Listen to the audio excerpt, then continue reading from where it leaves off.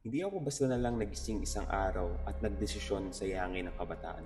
Hindi ito dahil sa isang malaking pagkakamali. Unti-unti itong nangyari, tahimik, halos hindi napapansin. Isang normal na araw, tapos sunod na naman. Isang dahilan, tapos may kasunod ulit. Doon ito naging delikado. Kapag may sumisira sa buhay mo ng halata at maingay, papansin mo agad. Pero kapag tahimik itong nangyayari, tinatawag mo lang itong normal. Ganyan ang nangyari sa akin ng teenager ko. Akala ko noon, parang walang katapusan ng oras ko. Parang mura lang ang bawat araw. Parang okay lang itapon ng oras. Paulit-ulit kong sinabi sa sarili ko, magsisimula ako bukas. Magiging seryoso ako next year. Hindi pa ito ang tamang panahon. Nauna lang sila, habol na lang ako.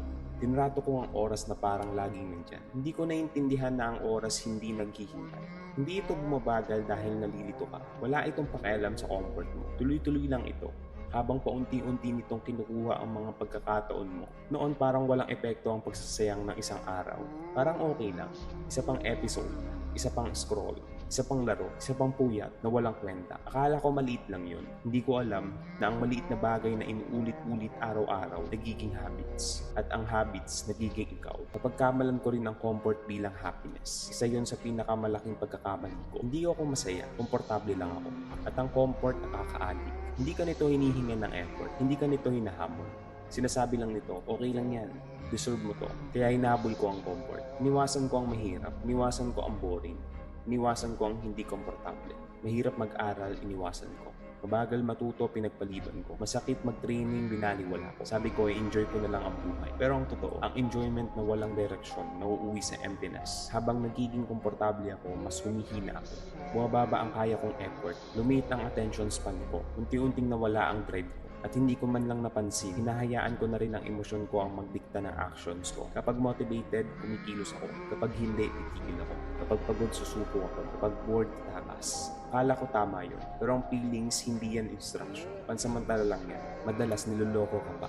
Ang disiplina, hindi naghahantay ng motivation. Kumikilos ito kahit wala kang gana. Pero ako naghintay. Naghintay ako na maging ready. Naghintay ako maging confidence. Nagantay ako ng inspiration. Anong problema? Bihira yung dumating. Habang naghihintay ako, ang araw naging linggo, ang linggo naging taon, at nanatili akong pareho. Minamaliit ko rin ang mahalagang bagay. School, skills, health. Akala kong hindi mahalaga ang grades. Akala ko pwede kong aralin later ang skills. Akala ko laging okay ang katawan ko. Sinira ko ang tulog ko. Kumain ako ng kung ano-ano. Iniwasan ko ang physical activities. Tinawag itong normal. Hindi ko naintindihan ang teenage years. Ito ang pinakamahalagang phase. Pinakamabilis matuto ang utak. Pinakamadaling bumuo ng habits. Pinakamalaki ang balik ng disiplina. Nung na-realize ko to, huli na. Marami nang nauna. Hindi dahil mas matalino sila. Hindi dahil mas talented sila. Kundi dahil mas maaga silang naging seryoso. Nirespeto nila ang oras habang sinasayang ko. Tinanggap nila ang hirap habang tinatakasan ko. Bumuo sila ng habits habang gumagawa ako ng excuses. Isa pa, sumunod lang ako sa karamihan. Lahat nagsasaya, ginawa ko rin. Lahat tamad, naging okay sa akin. Lahat umiiwas, sumabay ako. Hindi ko tinanong kung tama ba. Tinignan ko lang kung normal ba. At ang normal, delikado. Kasi karamihan, average ang buhay dahil average ang kilos. Tinopya ko ang mga taong walang direksyon. Tinawag namin yun na freedom. Pero ang freedom walang control. Hindi freedom. Pagkawala yun ng direksyon. At kapag matagal kang ganon, magigising ka na lang sa buhay na hindi mo pinili.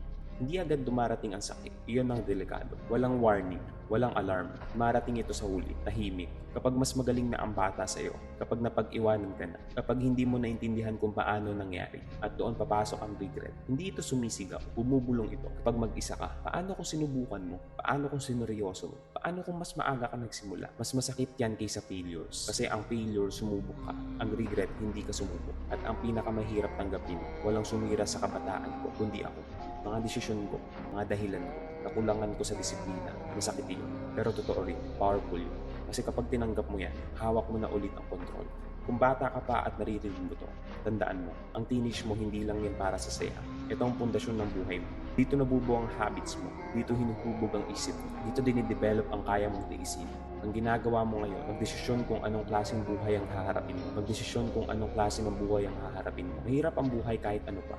Ang tanong, pipiliin mo bang mahirapan ngayon o mas mahirap sa huli? Hindi mo kailangan ng motivation. Kailangan mo awareness. Hindi mo kailangan ng confidence. Dumarating yan. Pagtapos ng actions. Kailangan mo ng consistency. Hindi mo kailangan ng talent. Kung walang disiplina, sayang lang yan. Kailangan mo ng structure. Kailangan mo ng standards. Gawin mo ang kailangan kahit ayaw mo. Magsimula ka sa maliit. Pero magsimula ka na ngayon. Ayusin mo ang tulog mo. Kontrolin mo ang screen time mo. Mag-aral ka kahit boring. I-train mo ang katawan mo kahit mahirap. Mag-build ka ng skills na may halaga. Tigilan mo ang paghihintay sa perfect moment. Walang ganun. Darating ang araw, magigising ka, mas matandaan. At sa araw na yun, hindi ka ililigtas ng motivation. Hindi makikinig ang regret sa excuses mo. Hindi na babalik ang oras. Ang mahalaga na lang, respeto mo ba ang araw na to? Nasayang ko ang teenage years ko. Hindi dahil mahina ako, kundi dahil hindi ako mulat. Ngayon mulat ka na. Huwag mong hayaan na isa lang itong video na napanood mo. Huwag mong hayaan na dumaan lang to ng walang pagbabago. Gawin mo itong salamin. Gawin mo itong babala. Gawin mo itong simula. Kasi pinapanood ng future self mo ang bawat desisyon mo ngayon. Siguraduhin mong ipinagmamalaki ka niya. At ito ang pinakamasakit na parte. Nung sinasayang ko ang teenage years ko, hindi ko naramdaman na failure ako. Pakiramdam ko normal lang, average lang, katulad lang ng lahat. At doon ang bitag. Ang pagiging average, pakiramdam mo ligtas. Kasi hindi ka nag-iisa. Napapalibutan ka ng mga taong gumagawa rin ng mga walang kwentang bagay. Nag-iisip ng bababaw at nabubuhay araw-araw na walang direksyon. Walang nagtatanong, walang humahamon. Tahimik kayo nagkakasundo na manatiling stuck. Sinabi ko sa sarili ko, ay inaayos ko pa ang buhay ko.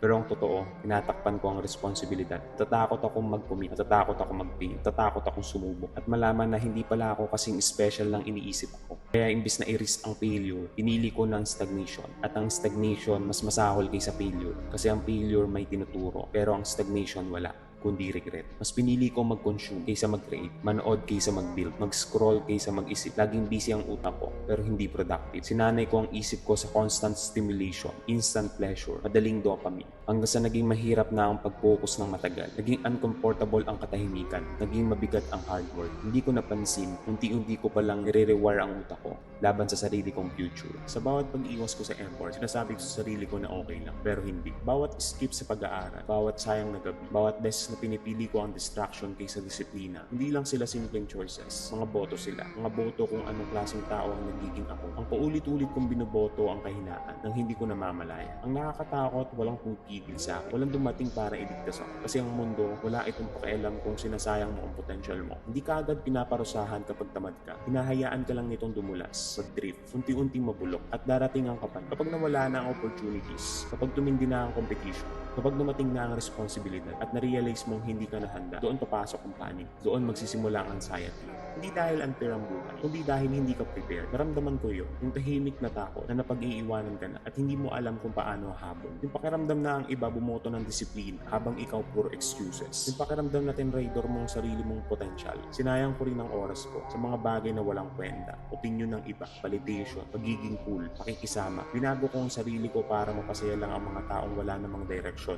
Mas pinili ko ang short-term approval kaysa long-term growth. At ang ironic, kapag tumigil ka sa paghahabol ng approval at nagsimula ka ng respetuhin ang sarili mo, mas re-respetuhin ka rin ng iba. Pero huli ko na iyon natutunan. Isa pang katotohanan, ang disiplina nagkukumpang. Ang maliliit na habits na ginawa araw-araw, lumalaki ang epekto sa paglipas ng panahon. Noong bata pa ako, hindi halata ang agwa. Pare-pareho lang tignan ang lahat. Pero habang tumatagal, lumalaki ang pagitan. Ang may disiplina, tuloy-tuloy ang angat. Ang wala, hirap kahit makasabay. Hindi dahil may pinapaboran ng buhay. Hindi dahil may mga taong nagbayad ng presyo na mas maaga. Akala ko kailangan ko ng maraming breakthrough bago ang buhay. Malalaking opportunity, malalaking motivation, malalaking push. Isa na naman kasinungalingan. Ang buhay hindi nagbabago sa biglaan. Nagbabago ito sa paulit-ulit na gawa, sa boring na routines, sa tahimik na consistency. At dahil ayaw ko ng boring, nanatili akong pareho. Kung nakikinig ka ngayon at hindi ka komportable, maganda yan. Ibig sabihin tinatamaan ka ng katotohanan. Huwag mo itong takasan, huwag mong i-scroll, harapin mo. Tanungin mo ang sarili mo, binubuo ka ba o nagpapalipas ka lang ng oras? Sinasanay mo ba ang isip mo o ini-entertain mo lang? Tumalakas ka ba o tumatanda ka lang? Hindi mo kailangan maging extreme agad. Hindi mo kailangan mawala sa mundo. Pero kailangan mo ng standards. Kailangan mo ng rules para sa sarili mo. Kailangan mong gawin ang dapat gawin kahit ayaw mo. Kasi walang bumubuo sa solid na buhay sa pagsunod lang sa mood. Intindihin mo ito. Hindi ka patatawarin ng future mo sa comfort na pinili mo ngayon. Wala itong pakialam kung pagod ka, kung wala kang gana, kung unfair ang buhay. Ire-reflect lang nito ang mga actions na paulit-ulit mong ginawa. Darating na araw lilingon ka, may pride o may regret. At ang direction yon ginagawa mo ngayon sa maliliit na sandali. Kapag pinili mo mag-aral o hindi. Kapag pinili mo mag-training o hindi. Kapag pinili mong matulog o mag-scroll. Kapag pinili mo ang disiplina o distraction. Huli ko na natutunan to. Pero ikaw,